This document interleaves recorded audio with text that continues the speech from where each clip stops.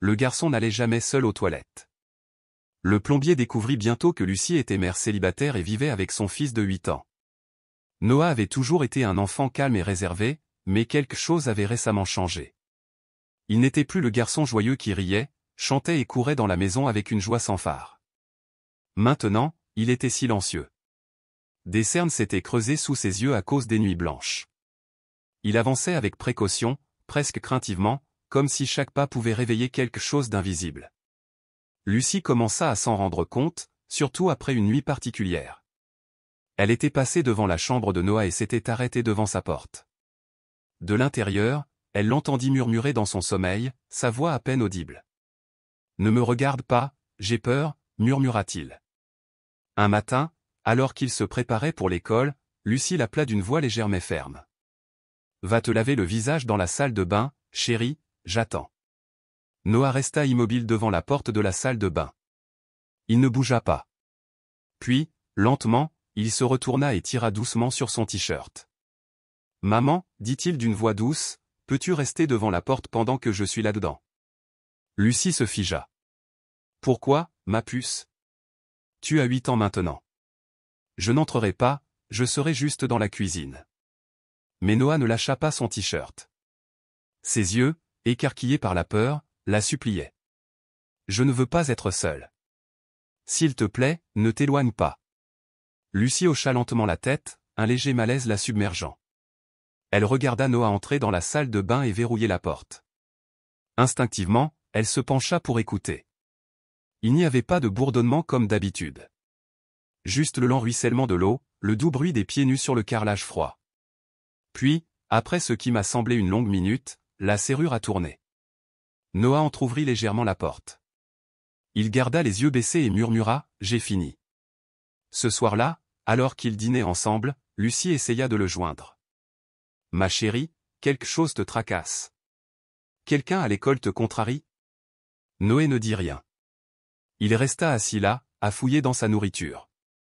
Après un moment, il parla enfin, sa voix à peine audible. « Maman, est-il possible que quelqu'un puisse regarder à travers le drain ?» Lucie cligna des yeux, surprise. « Que veux-tu dire ?» Mais Noé secoua la tête et retourna à son repas. La peur dans son regard, cependant, en disait long. Les pensées de Lucie tourbillonnaient. Était-il victime de harcèlement à l'école? Avait-il entendu une histoire effrayante? Ou elle hésitait à y penser ou était-ce bien pire? Le lendemain, déterminée à comprendre, Lucie se rendit à l'école de Noah. Elle rencontra sa professeure principale, Mademoiselle Martha James, une femme bienveillante d'une 40aine d'années. « J'ai remarqué que Noah a changé ces derniers temps, » dit Lucie. « Il est renfermé, effrayé. As-tu remarqué quelque chose d'inhabituel » Mademoiselle Martha réfléchit un instant. « En fait, oui. Il est assis au fond de la classe, toujours à regarder par la fenêtre. Quand je lui demande ce qui ne va pas, il répond simplement qu'il est fatigué. Mais personne ne le harcèle, à ma connaissance. » Lucie la remercia et se dirigea vers l'infirmerie. Le docteur Franklin Moore, l'infirmier de l'école, secoua la tête. « Je l'ai examiné. Aucune blessure physique. Il semble légèrement anxieux, c'est peut-être juste une question de développement, a-t-il suggéré. » Lucie quitta l'école en se sentant encore plus lourde qu'avant. Cette nuit-là, alors que Lucie faisait la vaisselle, Noah a soudainement crié depuis sa chambre. « Il me regarde encore. Il me regarde. » Lucie laissa tout tomber et se précipita à l'intérieur. Elle trouva son fils trempé de sueur, le visage pâle, le corps tremblant. Elle le serra dans ses bras. « Qui, ma chérie? Qui te regarde ?» Du trou, balbutia Noah, du trou dans le sol de la salle de bain. Lucie retint son souffle. Elle ne savait pas quoi dire. Doucement, elle le souleva et le porta jusqu'à son lit. Elle le serra fort dans ses bras. « C'était peut-être juste un cauchemar, » murmura-t-elle. « Je vérifierai demain matin. » Mais Noé secoua la tête, sa voix ferme et sérieuse. « Ce n'était pas un rêve. Je l'ai vu, clairement. » Tôt le lendemain matin, après que Noah se fut enfin endormi, Lucie entra dans la salle de bain. Elle s'agenouilla et examina le petit trou d'évacuation. Il n'y avait rien, juste un peu de crasse, du vieux carrelage et des ombres. Mais lorsqu'elle se pencha plus près, un frisson soudain et inexplicable lui effleura la peau. La chair de poule lui monta au bras. Elle alluma rapidement la lumière, essayant de chasser cette sensation qui lui parcourait l'échine. Cet après-midi-là, voulant distraire Noé, elle l'emmena rendre visite à leur voisin du dessus. Marie Delaney, une femme d'âge moyen au grand cœur, les a accueillis avec des pâtisseries et du chocolat chaud. « Pourquoi Noé a-t-il l'air si sombre aujourd'hui » demanda-t-elle doucement. Lucie soupira. « Il fait des cauchemars. Il dit que quelqu'un le surveille. » Madame Marie fronça les sourcils. « Je me souviens qu'il y avait un homme qui vivait dans l'appartement du dessous.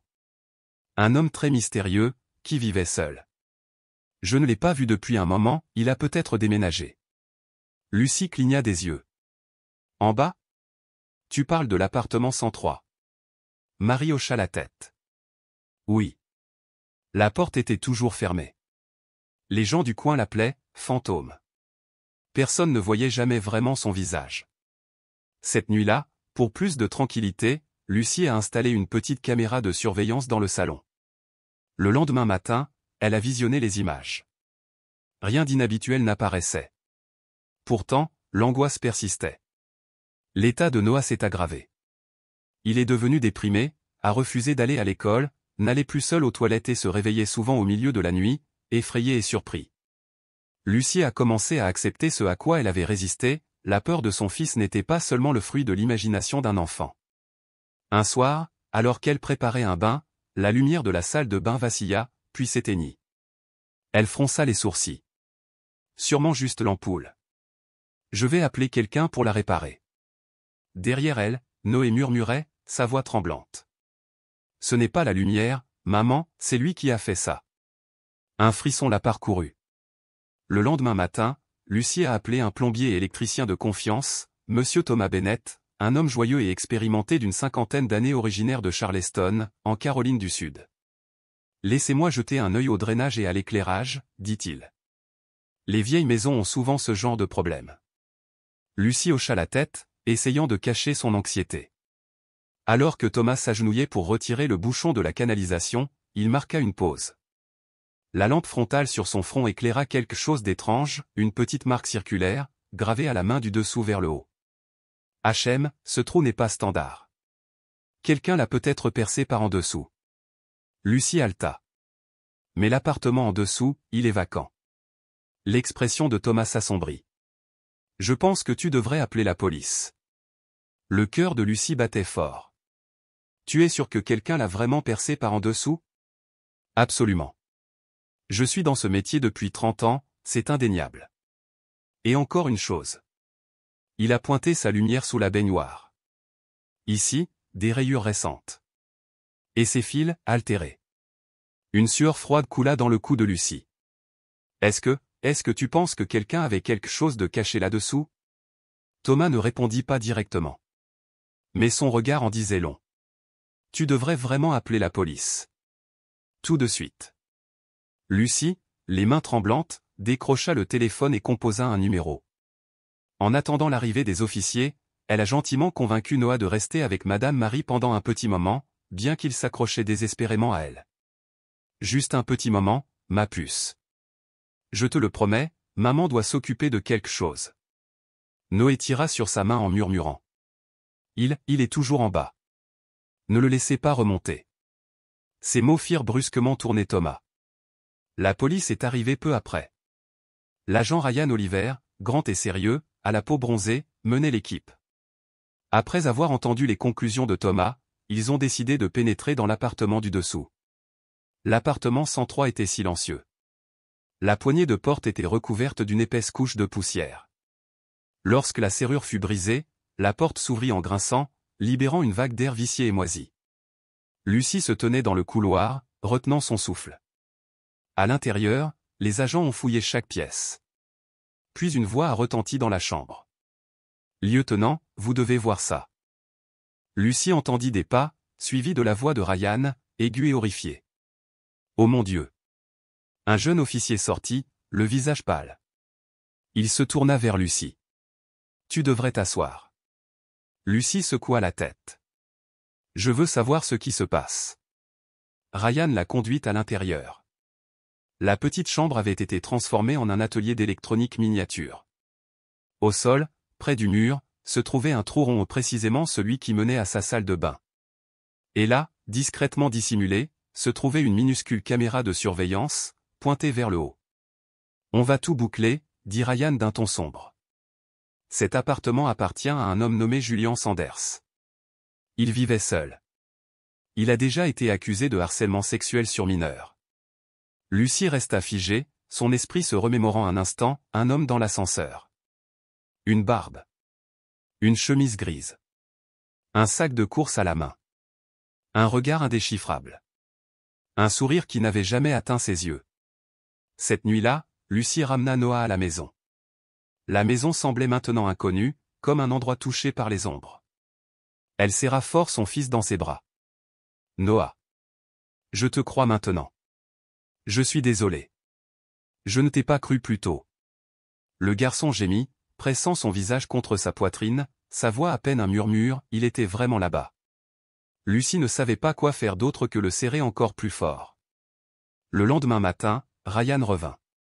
Il avait apporté un disque dur qui avait été retiré de l'appartement 103. Il semble que la caméra était connectée à ceci, mais les données sont cryptées. Notre équipe technique va les décrypter, a-t-il déclaré. Est-ce qu'il vit toujours ici, demanda Lucie. Non, répondit Ryan. Les voisins disent ne pas l'avoir vu depuis près de 3 semaines. Il a probablement pris la fuite après avoir réalisé que la caméra risquait d'être découverte. Lucie jeta un coup d'œil par la fenêtre du couloir, regardant vers l'appartement en dessous, et vit la police mettre en place un nouveau ruban d'étanchéité. Ryan a poursuivi, « Vous et votre fils devriez envisager de déménager temporairement, si vous ne vous sentez pas en sécurité. » Lucie hocha la tête, mais au fond d'elle-même, elle savait qu'elle ne pourrait pas fuir éternellement. Elle avait besoin de mieux comprendre. Elle avait besoin de savoir ce qui s'était réellement passé pour protéger son fils. Cette nuit-là, Noé fit un autre cauchemar. « Maman, murmura-t-il, il m'a appelé. » Ce n'était qu'un rêve, Noah. « Non, a-t-il insisté. Il a dit, tu crois pouvoir t'échapper? Maman, ne le laisse pas m'emmener. Lucie serrait son fils fort contre elle, les yeux remplis de larmes. La peur était clairement ancrée dans son esprit. Le lendemain, elle a appelé un centre de psychologie pour enfants. Le docteur Valérie Marx, psychologue pour enfants expérimenté de Santa Fe, au Nouveau-Mexique, a accepté de lui fixer un rendez-vous. Leur première séance s'est déroulée dans une salle cosy, aux couleurs douces et à la musique apaisante. « Noah, aimerais-tu dessiner quelque chose qui te fait peur ?» demanda doucement Valérie. Le garçon a pris un crayon et a dessiné une salle de bain, avec une paire d'yeux regardant vers le haut depuis sous le sol.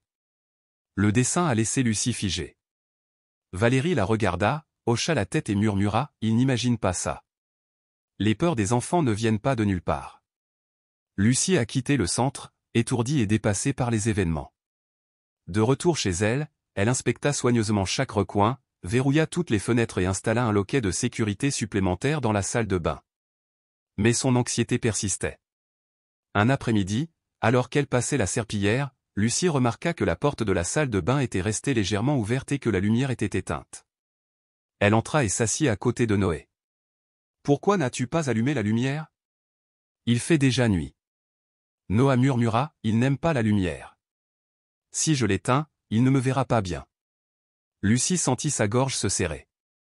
La peur de son fils s'était transformée en une étrange forme d'autodéfense.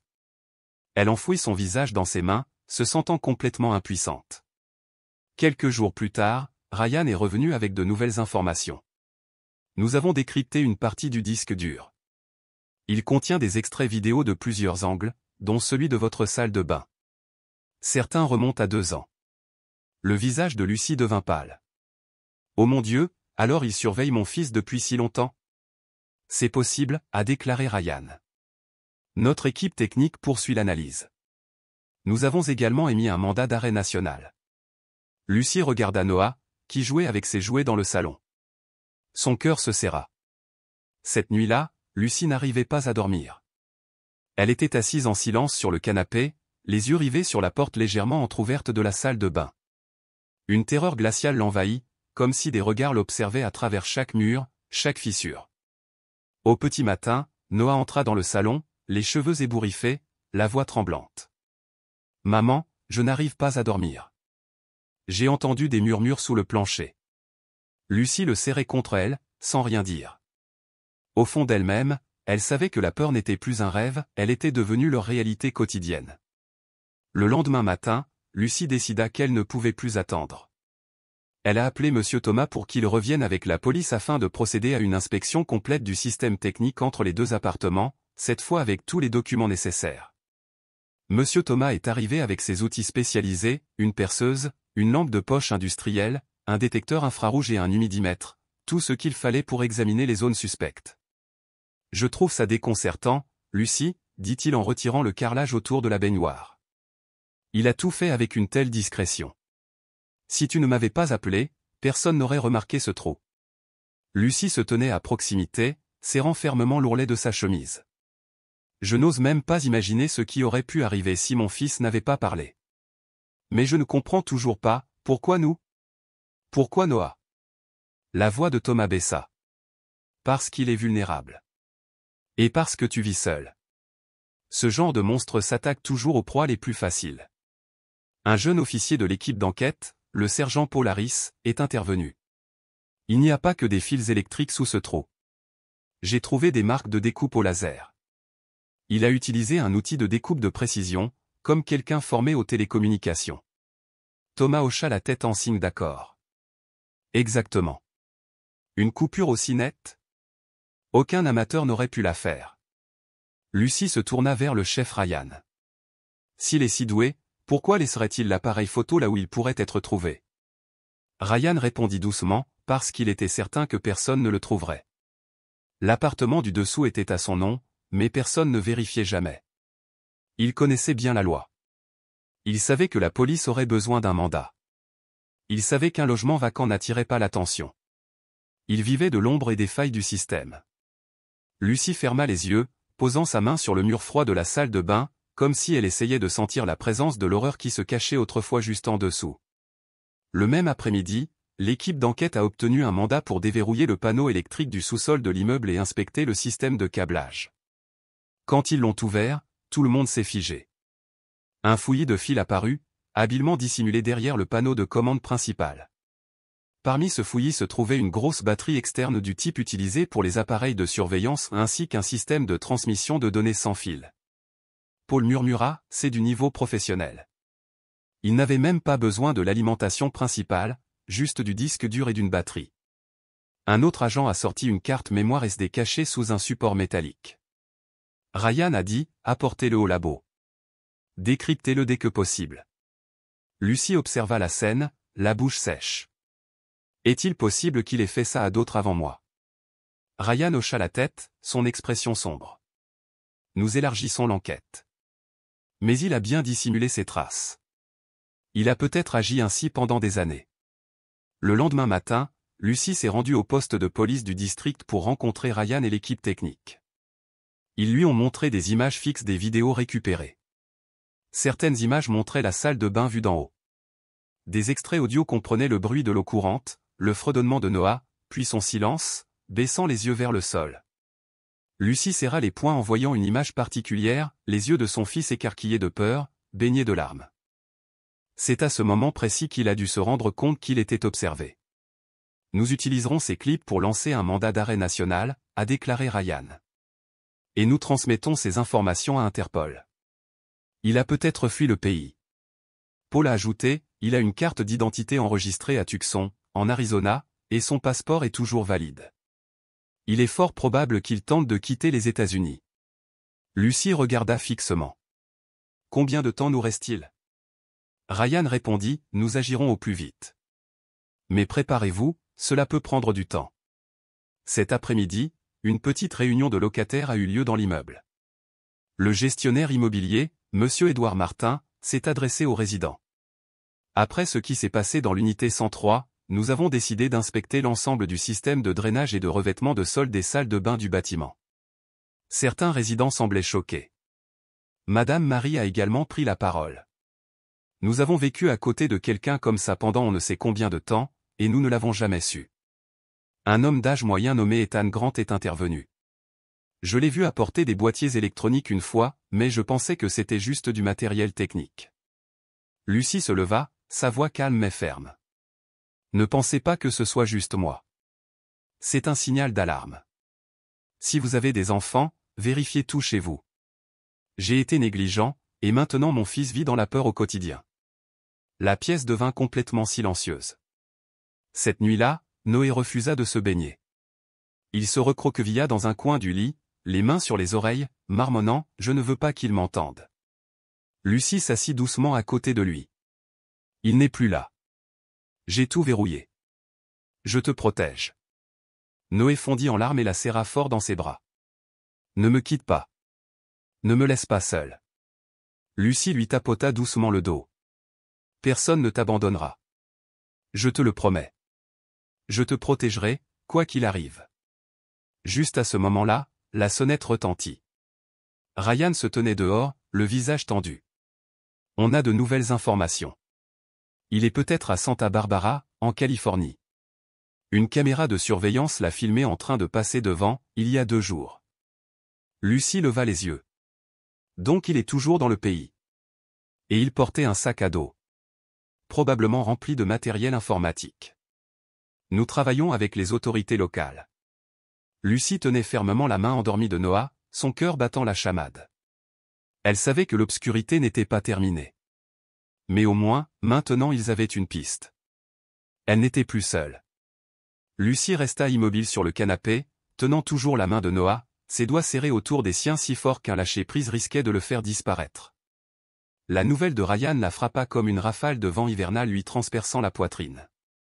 Cet homme, celui qui avait surveillé son enfant par une bonde de la salle de bain, était toujours là, libre, avec un sac à dos rempli de matériel de surveillance dissimulé. Elle serra plus fort la main de Noah, le souffle coupé. Comme si elle craignait qu'il ne s'échappe. Tu es sûr que c'est lui? Lucie regarda Ryan droit dans les yeux, la voix tremblante et éraillée. L'image n'est pas parfaitement nette, répondit Ryan, mais sa silhouette, sa démarche et ses vêtements correspondent aux descriptions des témoins et aux dossiers que nous consultons. La police du comté de Santa Barbara nous aide à le retrouver. Je ne comprends pas, murmura Lucie. Comment se fait-il qu'un homme comme lui n'ait jamais été arrêté? Il a déjà été accusé, n'est-ce pas? Ryan soupira.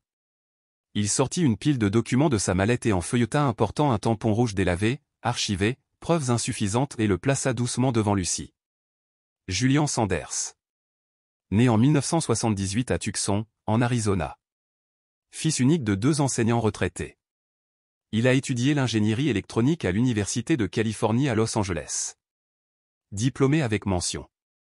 Il a ensuite travaillé pour une entreprise de sécurité privée, Secure Tech Solutions. C'est là qu'il a appris à installer, camoufler et transmettre des signaux sans fil. Lucie se mordit la lèvre. Ses yeux s'assombrirent. Et ensuite, demanda-t-elle.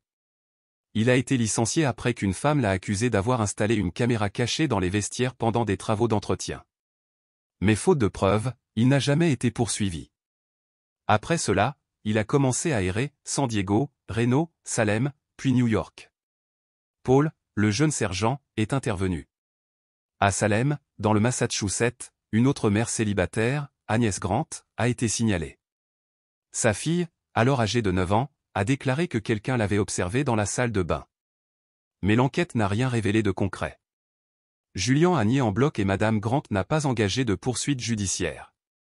Lucie serra la mâchoire, sa voix à peine plus qu'un murmure, trempée de fureur. Combien d'enfants ont vécu dans la peur comme Noé alors qu'il est libre? Paul resta silencieux. Ryan hocha lentement la tête, l'expression crispée. Cette fois, ce sera différent. Nous disposons des données des disques durs, de la caméra et des clips vidéo récupérés. Une fois que nous l'aurons arrêté, nous pourrons le poursuivre en justice. Lucie ne dit rien. Elle resta assise en silence, le regard perdu au loin. Elle revit le regard que Julian lui lançait lors de leurs échanges dans l'ascenseur, un regard froid, faussement poli. Elle se souvint d'une fois en particulier. Il sourit et dit, « Si tu as besoin de quoi que ce soit, appelle-moi. J'habite juste en dessous de chez toi. » Elle pensait que c'était courtois.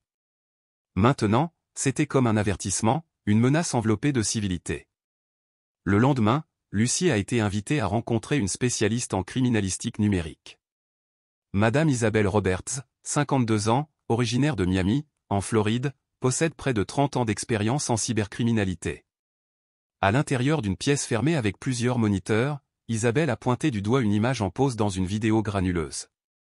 Voici Noah, vêtu de son pyjama à imprimer renard. Nous avons confirmé que cette vidéo a été enregistrée il y a environ 6 mois. La caméra s'est déclenchée à 2h13 du matin. Lucie sentit son estomac se nouer. Cette nuit-là, murmura-t-elle, je pensais qu'il s'était simplement réveillé pour aller aux toilettes. Mais il s'avère qu'il était surveillé. Isabelle hocha la tête. Son système était composé de 4 parties, une caméra cachée sous le plancher, un câble allant jusqu'à un boîtier de signalisation sous le panneau électrique du sous-sol, une unité de stockage reliée à un disque dur et un logiciel de détection de mouvement qui déclenchait l'enregistrement. Donc il n'a pas eu besoin de regarder en direct. Non. Il enregistrait simplement chaque fois que quelqu'un entrait dans la salle de bain. Lucie frissonna. Alors, ce n'était pas sa première fois. Non. Nous examinons plus de 400 fichiers. Certains sont profondément chiffrés et pourraient contenir des données sur d'autres victimes. La voix de Lucie se transforma en murmure. Mais pourquoi ferait-il ça? Juste pour regarder, dit Isabelle, le regard sombre. Pour ce genre de prédateur, le voyeurisme est une source de satisfaction. Il n'a pas besoin de contact physique. Juste de savoir que la victime n'est pas consciente de ce sentiment de contrôle. C'est à cela qu'il est accro. Entre-temps, la police de Santa Barbara a transmis un autre rapport. Un homme, vraisemblablement Julian, avait loué une petite chambre près de la côte, sous une fausse carte d'identité. Il avait payé en espèces et n'avait laissé aucun numéro de téléphone. Lors de l'interrogatoire, le propriétaire s'est montré très poli et très discret. Il n'avait emporté qu'un ordinateur portable et une valise. Un groupe de travail a été immédiatement dépêché. Lucie a reçu la mise à jour, mais au fond d'elle-même, elle savait que même s'il l'attrapait, la cicatrice gravée dans le cœur de Noah ne s'effacerait pas facilement. Cette nuit-là, Noé fit un autre cauchemar. Il se redressa brusquement dans son lit, trempé de sueur. Maman, halta-t-il, il se tenait devant le miroir. Lucie se précipita vers lui, le serrant fort dans ses bras enroulés autour de son corps tremblant. Ce n'était qu'un rêve, mon chéri, murmura-t-elle en lui caressant le dos. Noé leva les yeux vers elle, les yeux écarquillés de peur. Ce n'était pas un rêve, dit-il doucement. Je sais que tu me regardes. Lucie ne dit rien. Des larmes montèrent et coulèrent silencieusement sur ses joues. Elle comprenait maintenant. Pour un enfant, le traumatisme est si profond qu'il peut brouiller les frontières entre réalité et cauchemar. Le lendemain matin, Ryan m'a appelé. Sa voix était tendue. Nous l'avons repéré à une gare routière près de la frontière mexicaine. Il essayait de traverser la frontière pour se rendre à Santa Cedro, en Californie. Lucie a été tirée vers le haut. Tu l'as attrapé? Nous le poursuivons. Il a laissé un sac à dos. À l'intérieur se trouvait un autre disque dur. Nous soupçonnons qu'il contient une sauvegarde de ses fichiers. Son cœur s'est presque arrêté. Au même moment, Paul envoya un autre message. Le disque dur du sac à dos contient plus de 800 gigaoctets de vidéos. De nombreux clips montrent des victimes non identifiées. Il pourrait s'agir de preuves provenant d'autres villes. Lucie resta assise dans un silence stupéfait, les yeux fixés sur son téléphone. À côté d'elle, Noé construisait une tour de blocs. Il leva les yeux, d'une voix faible et incertaine. Il ne reviendra pas, n'est-ce pas, maman? Lucie posa doucement une main sur son épaule, hocha la tête, forçant un sourire. Non, ma chérie. Il ne s'approchera plus jamais de toi. Mais à l'intérieur, la peur persistait, s'accrochant à son esprit comme une ombre qui refusait de se lever. Vendredi matin, une faible lumière filtrait par la fenêtre, mais elle ne suffisait pas à réchauffer l'air froid de l'appartement. Lucie versa une tasse de lait chaud et la posa devant Noah. Il n'y toucha pas. La petite cuillère qu'il tenait à la main tremblait légèrement. Ses yeux fixaient le motif délavé de la nappe. Noah, je sais que tu as peur. Mais aujourd'hui, le docteur Valérie veut juste te parler. Doucement. Personne ne te forcera à faire quoi que ce soit. Lucie s'assit en face de lui, la voix s'adoucissant. Noah pinça les lèvres, puis hocha légèrement la tête. Le docteur Valérie Marx les accueillit dans son cabinet de psychologie privée, dans l'Upper West Side de Manhattan. Vêtue d'un pull beige, elle les salua d'un sourire calme et rassurant. Après quelques échanges, elle conduisit Noah dans une pièce séparée, peinte en bleu pâle, à la lumière tamisée, où des jouets en bois étaient soigneusement rangés sur des étagères basses. Lucie attendait dehors, regardant nerveusement les minutes s'écouler. Une quarantaine de minutes plus tard, Valérie sortit. Son expression était solennelle. Lucie a bondi. Est-ce qu'il a dit quelque chose? Valérie hocha lentement la tête. Oui. Et je pense que tu devrais l'entendre. Mais, tu dois te préparer. Les doigts de Lucie se resserrèrent autour de la sangle de son sac à main. Valérie a joué un enregistrement. J'ai utilisé des dessins pour l'aider à exprimer ce qu'il ne pouvait pas dire, a-t-elle expliqué. D'abord, il a dessiné la salle de bain. Puis le drain. Puis il a dessiné un seul qui sortait du sol. Il a dit, je l'ai vu la première fois pendant que je prenais un bain. Mais je n'ai pas crié parce que maman était au téléphone. Lucie serra sa poitrine, son souffle s'arrêtant. Valérie continua, sa voix calme et posée. La deuxième fois, il a dit, l'œil m'a regardé comme s'il était en colère. J'ai éteint la lumière et je me suis recroquevillé. Puis il a disparu. Et la troisième fois, murmura Lucie. Il l'a décrit clairement, il m'a fixé si longtemps. Si longtemps. J'avais envie de crier. Mais j'avais peur qu'en le faisant, il agrandisse le trou et remonte. Lucie fondit en larmes. Valérie posa doucement une main sur son épaule. Il n'avait pas d'hallucination. C'était réel, pour lui. Il se souvient de chaque détail, de chaque émotion.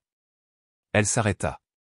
Il a également dit, à plusieurs reprises, dans l'ascenseur, l'homme du dessous m'a demandé à quelle heure j'aimais prendre un bain. La mâchoire de Lucie est tombée. Il a parlé à Noé? On dirait bien. Noah avait peur, mais il ne t'en a rien dit, car il pensait que tu ne le croirais pas.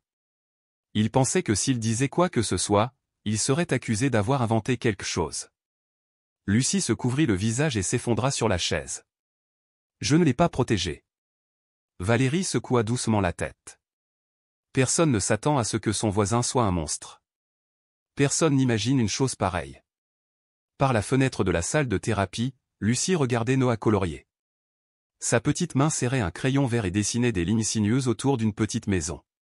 De retour à la maison, Lucie ne dit pas grand-chose. Elle serra simplement son fils fort contre elle, l'embrassa sur le front et murmura. Tu n'as plus besoin de te taire. Je sais tout maintenant. Noé se blottit dans son cou. Je pensais que tu serais en colère. Non. Je regrette juste de ne pas t'avoir cru plus tôt. Cet après-midi-là, la police a envoyé un nouveau rapport. Une patrouille dans les montagnes près de Flagstaff, en Arizona, avait croisé un homme au comportement suspect lors d'un contrôle d'identité. Sa corpulence, ses cheveux et sa barbe correspondaient à la description de Julian Sanders. Lucie a reçu un appel de Ryan. Nous cherchons à confirmer son identité.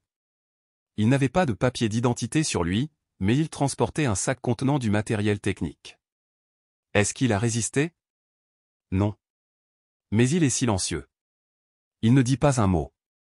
Lucie raccrocha, le cœur battant. Elle se leva, marcha lentement jusqu'à la porte de la salle de bain et resta là, silencieuse, à contempler la pièce silencieuse qui avait été autrefois le sanctuaire de son enfant et son cauchemar.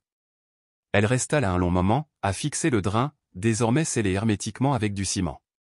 Pendant tant de jours et de nuits, son fils avait vécu dans la terreur de ce petit trou sans prétention, quelque chose qui semblait autrefois si inoffensif. Juste avant l'aube, Lucie fut réveillée par le doux bruit de pas dans le couloir. Elle entr'ouvrit la porte de la chambre et vit Noah debout, serrant sa peluche contre elle, les yeux humides et vitreux. « Maman, je n'arrive pas à dormir », murmura-t-il d'une voix tremblante. J'ai rêvé qu'il murmurait encore. Lucie s'agenouilla et le serra fort dans ses bras. « Tout va bien », murmura-t-elle d'une voix ferme. « Les rêves ne sont pas réels. Il ne peut plus te toucher. » « Mais, il regarde toujours », dit Noah, à peine audible. Lucie agrippa son fils par les épaules et le regarda droit dans les yeux, la voix résolue. « Écoute-moi. Il ne peut plus surveiller qui que ce soit. Tu peux crier, tu peux parler, et tu m'auras. Tu as la police. Tu as le docteur Valérie. On ne se taira plus. Noah hocha légèrement la tête, puis serra sa mère dans ses bras. Pour la première fois, il ne pleura pas en le mentionnant. Cet après-midi-là, la police a officiellement confirmé l'identité de l'homme arrêté à Flagstaff, en Arizona. Il s'appelait Julian Sanders. Il avait emprunté une fausse identité au Charles Rivers et loué une cabane en bois au cœur de la forêt, prétendant rechercher la solitude pour écrire un livre. À l'intérieur de la cabine, outre des fournitures de base et un ordinateur portable, les enquêteurs ont trouvé une carte très marquée avec des dizaines de zones résidentielles encerclées, ainsi qu'une liste imprimée de mères célibataires vivant seules avec leurs enfants dans différentes villes. Paul, le jeune sergent, a fait son rapport. Il y a plus de 30 noms sur la liste, dont des adresses à New York, Tucson, Arizona, et Richmond, Virginie. Il est possible qu'il ait planifié de futures cibles. Lucie frissonna. Ce n'est pas seulement un pervers, murmura-t-elle. C'est un système mobile du mal. Ryan hocha la tête d'un air sombre. Et cette fois, il ne s'enfuira pas. Ce soir-là, Lucie mit Noah au lito. Il se tourna vers elle et lui demanda doucement, « Maman, si un jour j'en parle à mes amis, tu crois qu'ils me croiront ?» Elle lui caressa doucement les cheveux. « Oui, bébé. Parce que tu es courageux. Tu as affronté quelque chose que la plupart des adultes ne pouvaient même pas voir. » Mais parfois, dit Noah, j'avais tellement peur que je voulais disparaître. La gorge de Lucie se serra. Elle se pencha et murmura, « Si tu disparaissais, je te chercherais, quoi qu'il arrive. Mais je crois que tu n'auras plus besoin de te cacher. Maintenant, tu pourras te tenir droit, regarder en arrière et savoir que tu as survécu. » Noah resta silencieux un instant. Puis, d'une petite voix, il demanda, « Il ne me voit plus, n'est-ce pas ?» Lucie sourit à travers ses larmes. Non. Il ne voit plus personne. Au Centre d'investigation criminelle de haute technologie de New York, les opérations tournaient à plein régime.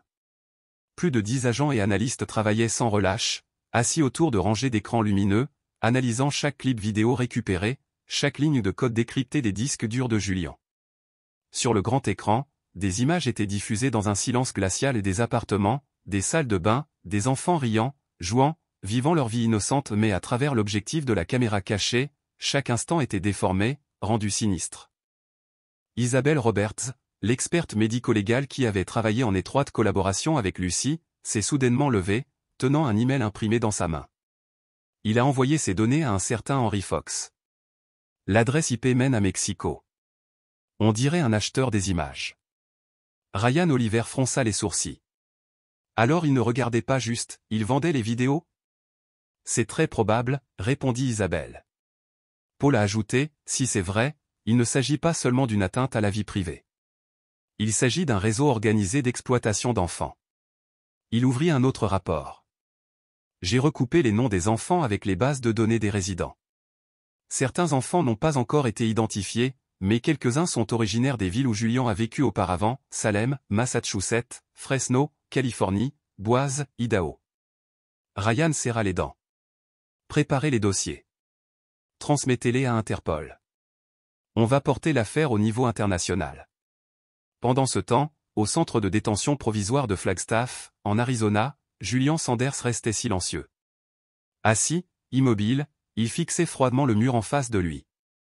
Son avocat commis d'office, un jeune homme nommé Mike Garrett, a tenté de parler.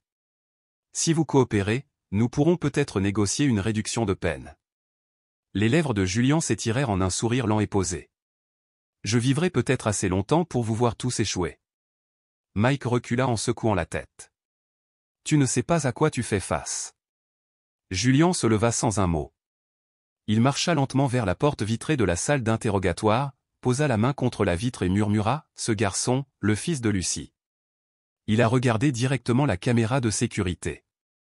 Il savait que j'étais là-bas. J'aimais être pris au piège, sachant que personne ne pouvait rien faire. Un officier qui regardait à proximité est devenu pâle. La nouvelle de l'arrestation de Julian s'est répandue comme une traînée de poudre sur les principales plateformes numériques. Les gros titres criaient d'horreur. Un homme arrêté pour avoir utilisé un système sophistiqué de caméras cachées pour espionner des enfants à travers la plomberie. La première victime témoigne, un garçon de 8 ans raconte avoir été observé pendant qu'il prenait son bain. Lucie évitait les médias. Elle se concentrait plutôt sur les soins prodigués à Noah, l'emmenant régulièrement consulter le docteur Valérie. Mais le soir, une fois son fils endormi, elle restait seule dans le noir, lisant chaque nouvelle sur son écran. Le soutien a afflué des communautés en ligne mère, père, inconnus. Certains étaient indignés, d'autres effrayés, d'autres encore lui ont adressé de tendres mots d'encouragement. Un message l'a fait pleurer. J'habitais l'appartement 403, dans le même immeuble que vous. Maintenant, je comprends pourquoi ma fille avait peur d'aller aux toilettes seule. Merci à toi et à Noah d'avoir pris la parole. Lucie le lut encore et encore, puis tapa une réponse avec des doigts tremblants. Nous ne pouvons plus rester silencieux. Personne ne mérite de vivre dans la peur comme ça. Le lendemain, Ryan invita Lucie dans son bureau au NIPD. Un épais dossier se trouvait sur son bureau. Nous avons trouvé des données de stockage sur un serveur caché. Une partie a été supprimée, mais notre équipe technique en a récupéré environ 68%. Lucie ouvrit le dossier. À l'intérieur se trouvaient des journaux ou des enregistrements montrant que Julian avait accédé à son système de caméra quotidiennement, parfois jusqu'à 5 fois par jour. Il avait surveillé non seulement Noah, mais au moins une douzaine d'autres enfants. Tous avaient vécu près de chez lui. Il suivait un schéma, explique Ryan en pointant un graphique. Dès que de nouveaux voisins emménageaient, il installait une surveillance dans les 2 premières semaines. Il observait leurs habitudes, surtout celles des enfants. S'il trouvait un foyer monoparental, il devenait sa cible. Lucie serra les poings, ses ongles s'enfonçant dans ses paumes. Il utilisait des sourires, murmura-t-elle, et des salutations polies, pour cacher le monstre à l'intérieur. Nous avons également retrouvé des enregistrements vocaux, a ajouté Ryan. Des journaux audio. Il y parle de son désir d'exister de manière invisible, de vivre dans l'intimité des autres. Lucie frissonna. Un monstre qui parle comme une personne normale. Un monstre qui sait attendre. Ce soir-là, Noah assistait à une séance d'art-thérapie pour enfants traumatisés. Assis dans un coin, il dessinait tranquillement avec un crayon bleu. Son dessin représentait une petite maison, à côté d'un pont, et sous celui-ci, une eau noire tourbillonnante. Dans cette eau sombre, un homme s'enfonçait lentement. Quand Lucie est venue le chercher, elle lui a demandé doucement, « Que as-tu dessiné ?» Noé répondit doucement, « Il s'éloigne à la dérive. » L'eau l'a emporté. Lucie serra fort son fils dans ses bras, sentant quelque chose se tordre en elle de la douleur, oui, mais aussi une faible lueur de soulagement. Le lendemain, les médias ont officialisé l'affaire. Julian Sanders était accusé d'atteinte à la vie privée, de harcèlement d'enfants et de stockage et distribution illégaux d'images d'enfants. Selon la loi américaine, il encourait jusqu'à 20 ans de prison fédérale. Son avocat, Mike Garrett, n'a pas assuré sa défense. Julian a été transféré dans une prison de haute sécurité près de New York. Lors d'une conférence de presse, un porte-parole de la police a déclaré « Nous poursuivrons nos enquêtes sur les individus liés aux données que le suspect a transmises à l'étranger. Ces crimes ne resteront plus dans l'ombre. » Lucie a regardé toute la diffusion sur son téléphone. Elle tenait Noah, qui s'était endormi, sur ses genoux et murmurait « Il ne reviendra jamais. » Tu as gagné, Noah. Une semaine s'était écoulée depuis l'inculpation officielle de Julian. Les médias continuaient de parler de l'affaire, mais pour Lucie, la paix restait insaisissable. Parce que la peur ne vivait pas dans les gros titres, elle vivait dans les yeux de son fils. Chaque soir, Noah refusait toujours d'entrer seul dans la salle de bain. Son enfant de 8 ans ne pleurait plus ni ne criait.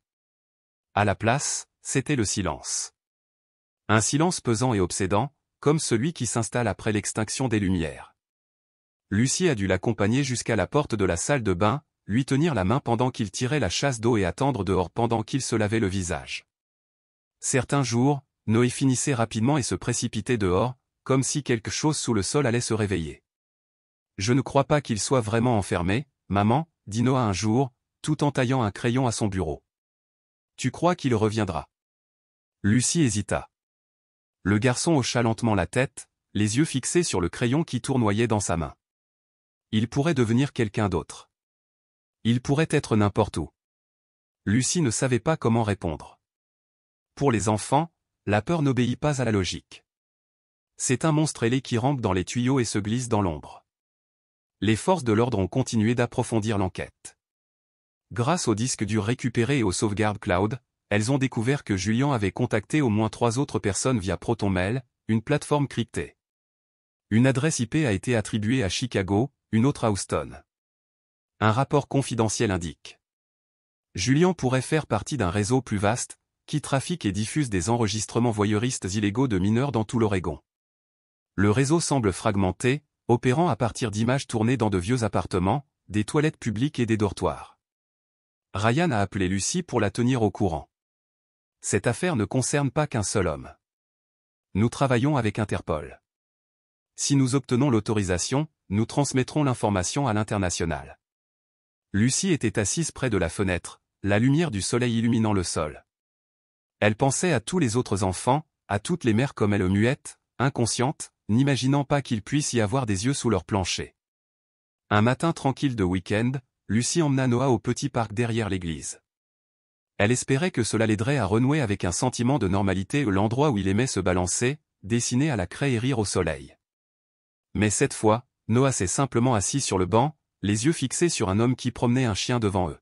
« Maman, cet homme m'a regardé. »« Non, ma chérie, » dit doucement Lucy. « Il passait juste par là. »« Il passait aussi par là, » murmura Noah. Lucy le tira contre elle, sentant sa petite poitrine trembler. « Tu te souviens de ce que l'agent Ryan a dit? Qu'il ne serait plus jamais libre? »« C'est vrai, » murmura Noah. « Et si jamais tu vois quelqu'un de suspect, dis-le-moi tout de suite. » Mais on n'a pas à se cacher. Personne ne peut nous faire de mal si on parle. Noah leva les yeux vers sa mère.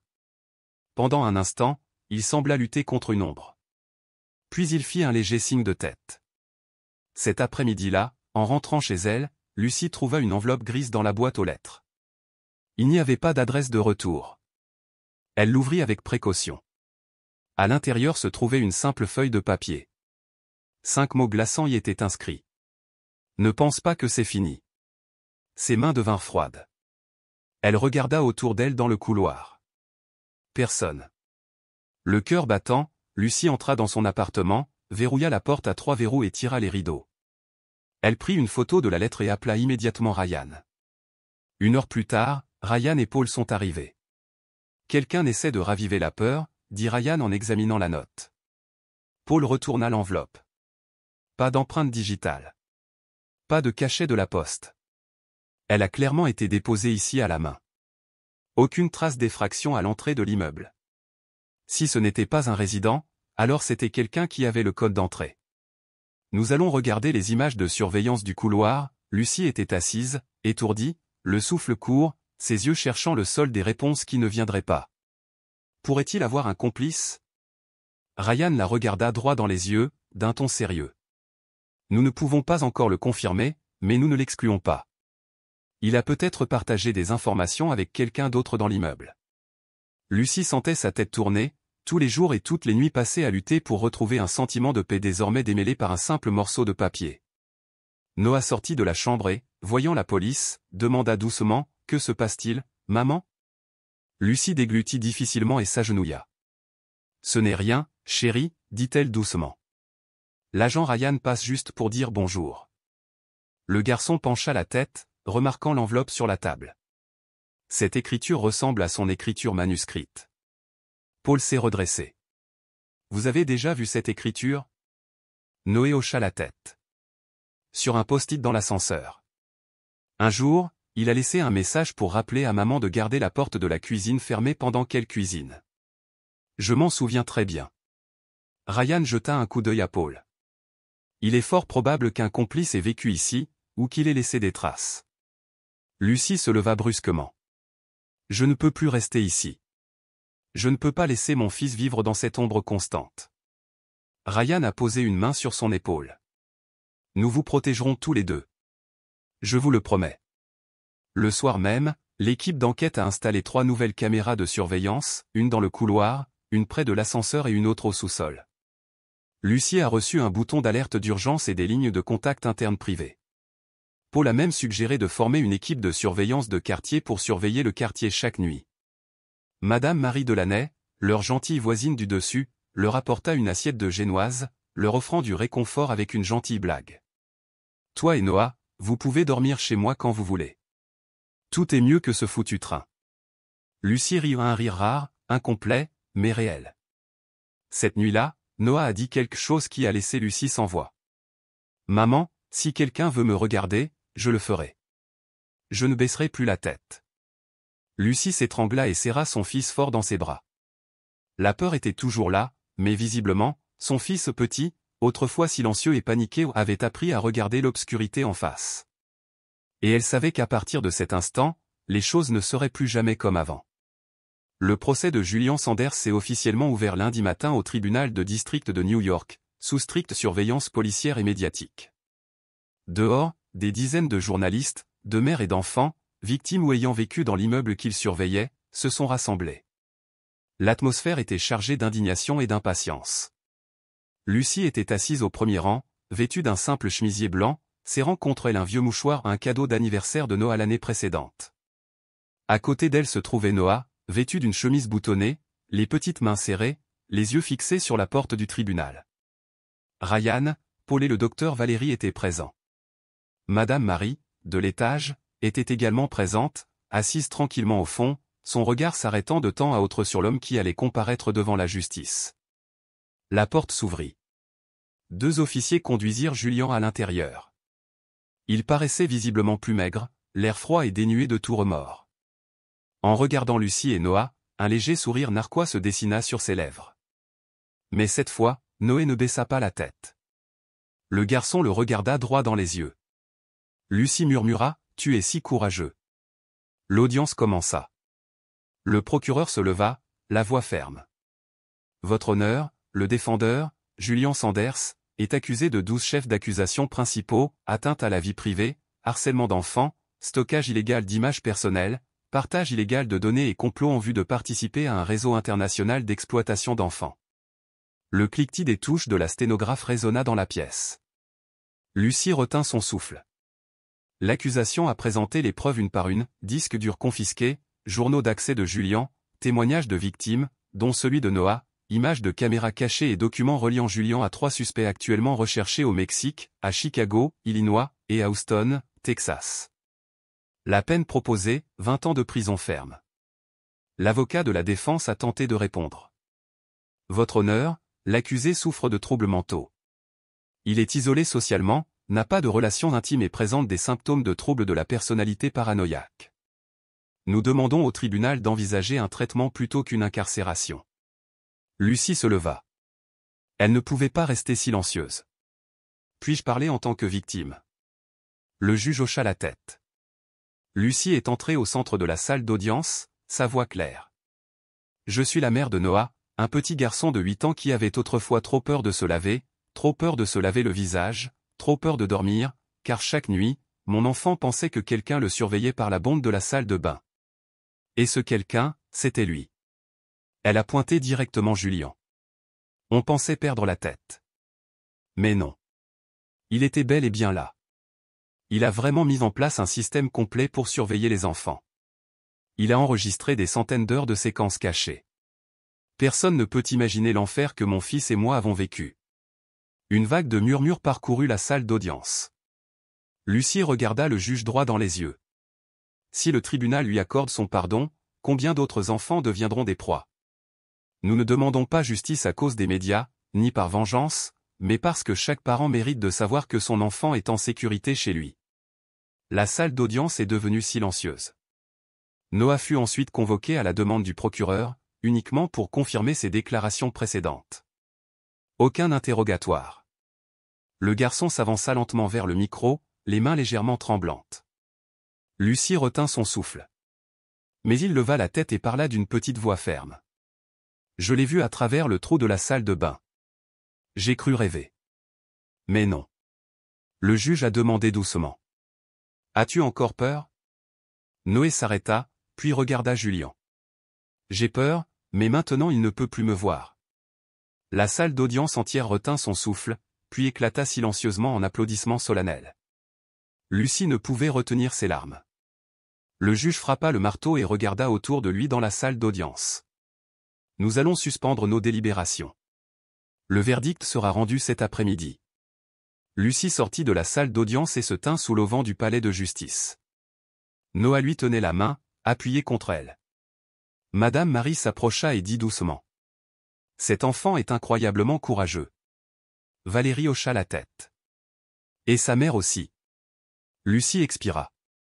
Je ne veux pas être courageuse. Je veux juste être une mère normale. Ryan a posé une main sur son épaule. Après aujourd'hui, tu le récupéreras. Cet après-midi-là, le verdict officiel a été annoncé. L'accusé, Julian Sanders, est condamné à 20 ans de prison ferme, sans possibilité de libération conditionnelle ni de réduction de peine, assortie d'une surveillance spéciale à sa libération. Tous les biens technologiques seront confisqués et transférés à l'Agence internationale de prévention de la criminalité. Le marteau frappa. Lucie serra son fils fort. Julian resta immobile, silencieux et pour la première fois, une lueur de peur traversa son visage tandis qu'on l'escortait à travers la foule de spectateurs en colère. Sur le chemin du retour, Noé murmura. « Maman, il est en prison maintenant. Il ne reviendra jamais. » Lucie hocha la tête. « Oui, ma chérie. Désormais, toi et moi ne sommes plus surveillés.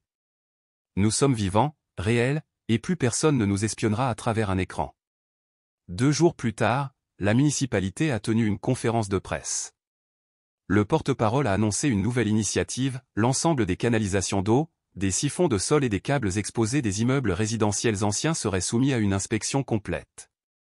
De nouvelles normes de protection de la vie privée seraient introduites, notamment pour les ménages avec enfants.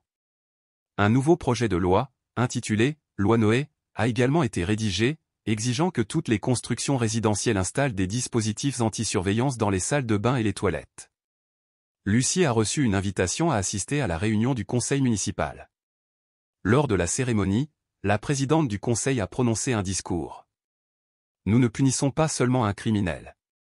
Nous transformons la manière dont notre société protège les enfants, et cela commence par écouter une voix que nous croyions autrefois insignifiante. Un enfant qui se disait surveillé. Lucie a porté Noah jusqu'à la scène, les flashs des appareils photo éclairant la salle. Noah était timide, mais il a souri en recevant une plaque commémorative sur laquelle était inscrit « Le plus courageux de l'année ». Après l'adoption officielle de la loi Noé par l'Assemblée législative locale, les médias américains se sont emparés de l'information. Lucie est devenue, malgré elle, le symbole d'un combat silencieux mais acharné, celui de mères célibataires, d'enfants qui ne savaient pas encore nommer leur peur et d'une communauté restée trop longtemps silencieuse. Mais lorsque les caméras se sont éteintes et que les félicitations se sont estompées, Lucie a su que la véritable guérison ne faisait que commencer. 2 mois après le procès, l'ancien appartement avait été entièrement rénové. La salle de bain avait été démontée et reconstruite, avec un nouveau revêtement de sol, un nouveau carrelage et une nouvelle porte. L'équipe technique avait même installé un miroir sans teint pour que Noah puisse se voir clairement à la lumière. Un matin, Lucie a demandé à son fils « De quelle couleur veux-tu pour les murs de la nouvelle salle de bain ?» Noé fronça les sourcils et réfléchit, puis répondit « Bleu océan clair, comme le ciel quand il n'y a pas de nuages. » Lucie sourit, ce sera la couleur de la liberté, ta couleur. Ils sortirent ensemble acheter de la peinture et des pinceaux, passant tout le week-end à repeindre chaque pan de mur, tout en écoutant de la musique et en racontant des blagues. À un moment, Noah fredonna même un air qu'il n'avait pas chanté depuis longtemps, un air que Lucie pensait avoir oublié. Valérie a continué à suivre le rétablissement psychologique de Noah. Lors d'une séance, elle lui a demandé « Quand vous êtes-vous senti en sécurité pour la dernière fois ?» Noah resta silencieux un moment, puis dit « Le jour où je l'ai vu être emmené hors du palais de justice, et la fois où maman m'a laissé aller seul aux toilettes. » Valérie hocha la tête. Se sentir en sécurité est la première étape pour retrouver une vie normale. Tu t'en sors très bien. Noah esquissa un léger sourire. Lucie, qui écoutait de l'extérieur, sentit son cœur se calmer. Un jour, Noé prit la parole de son propre chef. « Maman, je veux prendre un bain tout seul. » Lucie était stupéfaite, incapable de répondre, mais Noah continua, « Mais ne t'éloigne pas. Reste devant la porte et compte jusqu'à 100. Je sors. » Sa gorge se serra, mais elle hocha fermement la tête. Noé entra et ferma la porte. Pas de serrure. Pas de lumière tamisée. Pas besoin d'en dire plus. Lucie se tenait dehors, la main posée sur la poignée de la porte, les larmes coulant silencieusement, comptant lentement. 1, 2, 3. À 99 heures, la porte s'ouvrit en grinçant. Noah sortit, les cheveux mouillés, une odeur de savon flottant dans l'air. Il sourit. Tout est fait. Lucie s'agenouilla et l'entoura de ses bras. Je suis si fier de toi, Noah. Des journalistes continuaient de la contacter occasionnellement, mais Lucie refusait toute interview. Elle accepta seulement de s'entretenir avec une radio locale, où la journaliste avait vécu dans son ancien quartier. Au cours de la conversation, lorsqu'on lui demanda « Êtes-vous en colère ?» Le détestez-vous, Lucie répondit. J'étais très en colère. Contre lui, contre moi-même, contre la société. Mais si je m'accrochais à cette colère, mon enfant vivrait dans son ombre pour le restant de ses jours. Au lieu de cela, je choisis la vérité. La vérité est une lumière que personne ne peut éteindre. Cette lumière ne disparaît que si nous la laissons faire. Cette réponse a été citée à plusieurs reprises sur les forums sous le hashtag #SilentNoMore. Par une journée ensoleillée, Lucie reçut une lettre d'un inconnu. Elle était manuscrite, l'écriture soignée et soignée. Je suis la mère d'une fille qui était autrefois surveillée par lui. Mais je n'avais aucune preuve, et personne ne me croyait. Je pensais être folle. Mais grâce à vous et à Noah, je sais maintenant que je n'avais pas tort. Ma fille a recommencé à sourire. Merci d'avoir parlé. Agnès Grant. Lucie serra la lettre contre sa poitrine et pleura comme jamais auparavant. Ryan passait encore parfois, non pas en tant qu'agent de service, mais en ami. Un après-midi, assis ensemble dans un petit café, Ryan dit. Vous savez, quand j'ai recueilli la déclaration de Noah pour la première fois, j'ai pensé qu'il imaginait simplement des choses. Lucie sourit en remuant son café. Je le pensais aussi. Mais il s'avère que la vérité se cache souvent dans ce que les adultes ont tendance à ignorer. Avec le recul, je me dis que le regard qu'il a porté sur Julien au tribunal, ce n'était pas celui d'un enfant. C'était celui d'un survivant. Lucie devint pensive. C'est un survivant. Et c'est aussi un pionnier. Ryan hocha la tête, ses yeux brillants. À la fin du mois, une petite cérémonie a eu lieu à l'école primaire de Noah. Madame Martha, l'enseignante qui avait remarqué les premiers changements chez Noah, est montée sur scène, un micro à la main. Aujourd'hui, nous rendons hommage à un élève exceptionnel, non pas pour ses notes, mais pour son courage. Quelqu'un qui a affronté ses peurs, dit la vérité et nous a rappelé que tout ne se voit pas à l'œil nu. Noah fut appelé par son nom. Il monta sur scène, un peu timide, mais les yeux brillants. Lucie se tenait en contrebas, le cœur battant, inquiète mais profondément émue. Quand Noah prit le micro, il ne prononça qu'une seule phrase. Avant, je pensais que si personne ne me croyait, je devais me taire. Mais ma mère m'a dit, si tu as raison, même si tu as peur, tu dois parler. J'ai parlé. Et maintenant, je n'ai plus peur. L'auditorium tout entier a éclaté en un tonnerre d'applaudissements. Cette nuit-là, avant de se coucher, Lucie s'assit à côté du lit de Noah, lui brossant doucement les cheveux. « Souhaitez-vous pouvoir oublier ce qui s'est passé ?» demanda-t-elle. Noé réfléchit un instant. « Non. Si j'oublie, comment me souviendrai-je de mon courage ?» Lucie rit doucement. « C'est vrai. Je n'oublierai jamais non plus. » Le garçon murmura, « Je t'aime, maman. Tu m'as sauvé. » Lucie répondit, sa voix comme un souffle. « Non, mon fils, tu m'as sauvé. » De l'autre côté de la fenêtre, le vent printanier soufflait doucement, apportant le parfum des fleurs fraîchement écloses. Le ciel était aussi bleu que la peinture des murs de la salle de bain.